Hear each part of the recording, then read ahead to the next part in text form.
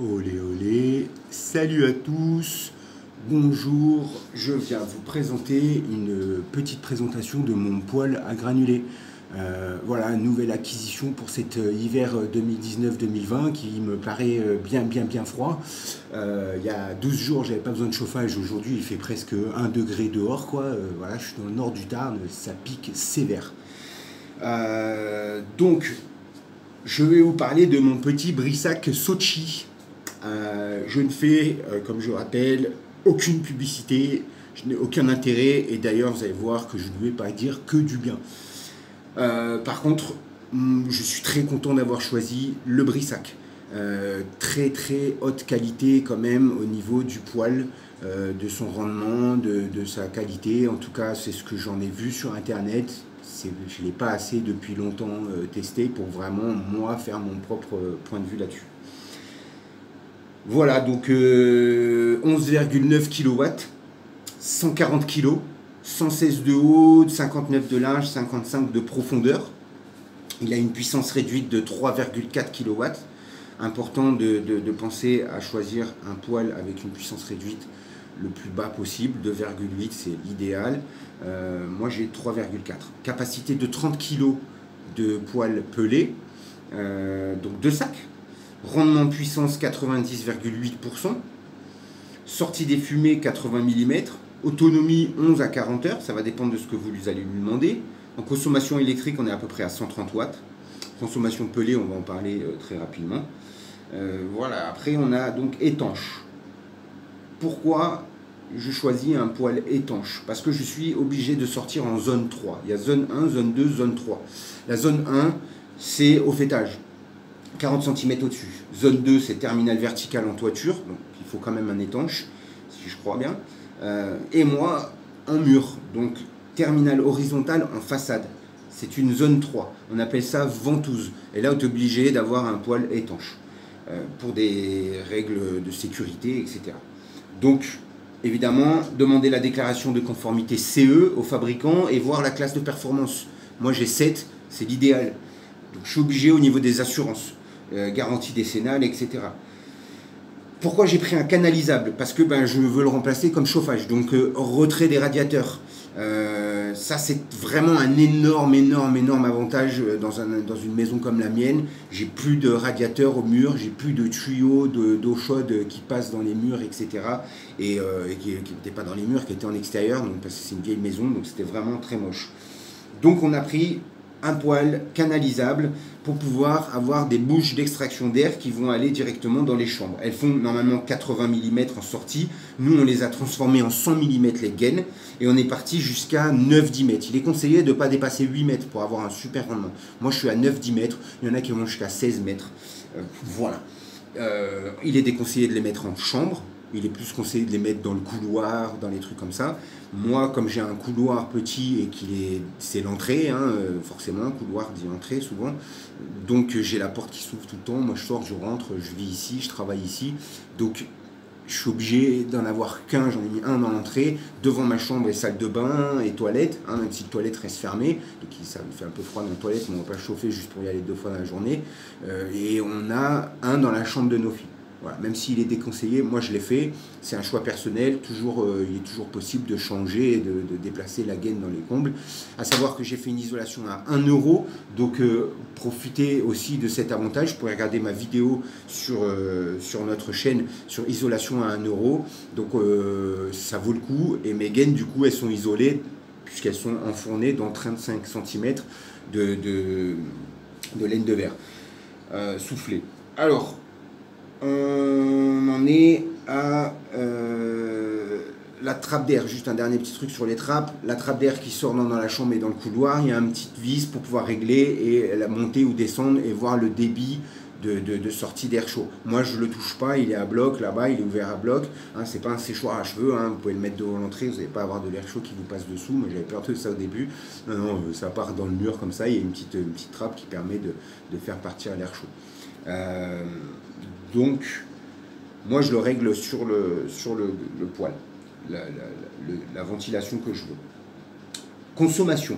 Alors il est dit que pour une famille de 4 personnes comme la mienne, 70-80 mètres carrés à chauffer, isolé correctement, c'est 1 tonne par an. Voilà. Moi, isolé correctement, pas vraiment, les murs ne sont pas isolés. Je suis isolé maintenant par le toit et encore pas le salon, mais tout le reste de la maison. Donc, je suis plutôt un sac pour une trentaine d'heures, quoi. Tu vois, j'arrive pas à faire 48, c'est un peu plus que 24 heures, mais voilà, je suis quand même à une consommation plus que ce qui est prévu pour l'instant. J'essaye de régler et d'apprendre à m'en servir correctement. Le mode automatique, pour moi, il consomme trop. Il est tout le temps en puissance 3, puissance 4, il se coupe, alors il monte en chaleur et puis après il se coupe. C'est pas vraiment l'idéal pour moi, je préfère le mettre en manuel faible et qui chauffe tout le temps, j'ai l'impression que je consomme moins. Et puis au plus c'est plus agréable, plus confortable parce que monter, baisser dans la maison, c'est pas l'idéal. Voilà, après pour la consommation, je pense que j'en parlerai plus dans 6 mois après l'hiver et je vous dirai combien j'ai consommé exactement, quoi. Savoir qu'on a commencé à chauffer le 1er novembre, hein, quelque chose près. Nettoyage. Nettoyage, ça on m'avait vendu moi un nettoyage tous les 2-3 jours. Hein, tu nettoies ton cendrier, ta vitre, ton truc comme ça. Première journée, le truc il est noir. Je l'allume, il devient noir. Voilà, je suis obligé d'aspirer les côtés, à l'intérieur et tout après 4 heures d'utilisation. Là, il y a un problème. Deuxième utilisation, pareil. Troisième, pareil. Putain, j'appelle le mec, je crois que j'ai un problème. Hein, le truc il crame, il est noir. Je sais pas, le mode automatique, tout ça, je comprends pas. Il me dit, je vais venir faire une mise en service chez vous. Je vous explique comment il fonctionne. Alors, Brissac, Tarn, ils vont peut-être tomber sur la vidéo, ils vont peut-être envoyer au vendeur, il va peut-être voir cette vidéo. C'est possible, hein, c'est possible. Voilà. Je t'en veux pas, mais tu m'as quand même expliqué les choses un peu à l'arrache. Et moi, je suis pas satisfait de comment on m'a été vendu. Et même le service, quoi, voilà, l'installation, etc. Voilà. Mais en tout cas, je suis quand même content du poêle. Donc je suis content de Brissac, mais un petit peu moins du revendeur, quoi, tout simplement. Mais c'est pas fini, bon, je peux toujours y aller, leur demander des conseils en plus, etc. Mais c'est vrai qu'il est venu, il a m'a un peu dit des trucs, un peu de la merde, voilà, des trucs qui m'ont montré que j'avais pas envie d'aller plus loin dans la conversation parce que j'allais pas avoir les réponses que j'espérais avoir. Donc moi je parle plus d'un nettoyage quotidien, tous les jours. Si tu ne nettoies pas ton poêle tous les jours, si tu passes pas un coup d'aspirateur à l'intérieur, tu vas avoir du gros nettoyage à faire. Donc ça c'est à toi de voir, quoi, hein. Moi perso je nettoie tous les jours. Après il y a la cuve à cendre en dessous. Moi je pense qu'il est obligatoire d'avoir un aspirateur et d'ouvrir une fois par jour, passer un petit coup d'aspirateur partout, tout nettoyer comme ça, un petit coup de chiffon sur la vitre et c'est bon. Ramonage c'est environ 150 € l'année par an, une fois par an, quoi. Après attention, moi ce que j'ai pris pendant une semaine, j'ai pas fini ça, le mec quand il est venu m'installer, il a réglé la ventilation de l'extraction d'air. Il a mis sur 2, parce qu'en étanche, en sortie murale, tu n'as forcément pas un super tirage. Donc tu es obligé de mettre la ventilation d'extraction à 2 au maximum, pour que ça extrait l'air. Surtout que moi, la bouche, elle est en plein ouest, et c'est là où les vents ils arrivent. Donc tu imagines que voilà, si je souffle pas mon air chaud dehors, mes fumées dehors, forcément ça s'encrasse à l'intérieur. Et c'est pour ça que c'était noir. Le mec m'a réglé ça. Il n'a rien dit, il a fait non, mais je vais vous le mettre sur 2, ce sera un petit peu mieux. Tu parles, c'est obligatoire de mettre numéro 2 quand tu es en étanche, sinon ça peut être dangereux et forcément il y a un mauvais fonctionnement du poêle. Donc mon poêle, et c'est là où je suis très mécontent, mon poêle a subi 4-5 fonctionnements, 4-5 allumages de 3-4 heures à chaque fois. Et il s'est encrassé à bloc, chose qui aurait jamais dû arriver si j'avais eu la ventilation dès le début à 2 et que le truc ne serait jamais encrassé. Donc là, mon poêle, il a déjà subi un encrassage anormal. Voilà. C'est là où je suis mécontent et j'espérais quand même avoir un ramonage gratuit presque, quoi, tu vois. Parce que vu ce que j'ai nettoyé dans le poêle, il doit y avoir la même chose dans les conduits, etc. Voilà. Bon, allez, passons. L'application, donc pareil, il y a un filtre à air à démonter à l'arrière. Je finis sur le nettoyage, il y a un filtre à air à démonter à l'arrière tous les 20 jours. C'est marqué dans le manuel, pareil, le vendeur, il m'en a pas parlé. Ils m'ont jamais parlé de ça. Donc est-ce que j'attends le ramonage et je le fais qu'une fois tous les 6 mois, tu vois, entre ce qui est marqué sur le manuel et ce qu'il faut faire vraiment, je sais que c'est pas toujours le cas, mais bon, il aurait pu quand même m'en parler. Donc ça, c'est une chose que je vais leur demander. L'application, bah, ça non plus, il n'a pas réussi à me la faire fonctionner, puisque apparemment ma box, elle ne fonctionne pas, il y aurait un problème de connexion, donc j'arrive pas à connecter mon application à mon poêle, quoi. En gros, le Wi-Fi, il ne fonctionne pas. J'ai Free que je compte changer, ça m'a gavé. Donc bon bah voilà, j'ai pas l'application, je peux pas en profiter et apparemment c'est beaucoup plus facile les réglages automatiques, les heures, etc. Parce que pour l'instant j'ai pas réglé ça, ça m'a l'air bien compliqué. J'apprends un peu le manuel au jour le jour. Le prix des granulés, 4,50 € le sac. Si tu prends par palette. Sinon, j'ai vu des endroits où ils les vendent 4,80 €, 4,90 €. Bon, il est super qualité, hein, à certains endroits. Moi, j'ai pris un truc qui était stocké dans un entrepôt depuis un an. Je l'ai payé pas cher. Hein. Voilà, j'aurais pu le payer même moins cher au mois d'août. Il était en promo à 4,35 € le sac, en prenant une palette de 70 sacs. Donc, ça te fait du 320, je crois, je sais plus, 317 €. J'ai payé à 4,50 €. Moins cher avant la saison, ouais, ça je viens de le dire. Attention, la qualité, ouais, la qualité des granulés, des pelés. Il paraît qu'il est bon de regarder la couleur. S'il est clair, ben, c'est qu'il est bien sec. Tu vois, s'il est un peu foncé, c'est qu'il est un peu humide. Tu vois, donc ça peut être un indicateur de qualité. Mode automatique et mode manuel. Donc ça, c'est deux modes. Je vais essayer de faire court. Il y a 5 puissances sur le poêle, 5 puissances de ventilation. Donc tu peux régler la puissance en manuel du poêle. Sinon, en automatique, elle se règle toute seule par rapport à la température que tu as demandé et la température actuelle. Tu vois, lui, il va se mettre en puissance demandée. Et je remarque que lui, il se met tout le temps en puissance quand même assez élevée. Et moi, je préfère être en manuel pour être en puissance plus basse. Déjà parce que j'ai un petit salon et que s'il est à bloc, le salon, il devient à 25-26 degrés, ça devient invivable. Et en plus, je ne peux pas couper la ventilation frontale parce que c'est pas bon pour la combustion et pour le fonctionnement, il va s'encrasser. Donc c'est bien de tout le temps être à 1. Je coupe la ventilation frontale seulement quand on mange. Voilà. Donc du coup j'en viens à un conseil juste en passant par là. Conseil très important, si tu peux, moi je pouvais pas, le fonctionnement il aurait fallu que je pète toute ma maison pour pouvoir faire ça. Mais si tu peux, si tu as la possibilité de mettre ton poêle en plein milieu de ta maison, c'est l'idéal parce que c'est lui qui chauffe le plus. Les canalisations c'est bien mais c'est quand même long, c'est un de l'air chaud. Lui il envoie une chaleur, c'est un truc de ouf. Donc ben, si tu peux le passer en centrale dans ta maison, tu vas gagner énormément en rendement, quoi.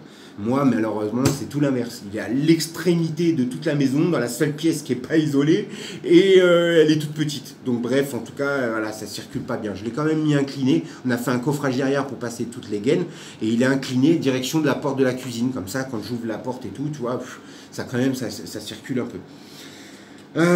Position, voilà, ça, radiateur d'appoint dans la salle de bain. Évidemment, si tu as que ça comme mode de chauffe, moi, tu n'as pas de trabin à la salle de bain et tout. La porte de la salle de bain, c'est souvent une porte qui est fermée pour pas chauffer la salle de bain toute la journée pour rien.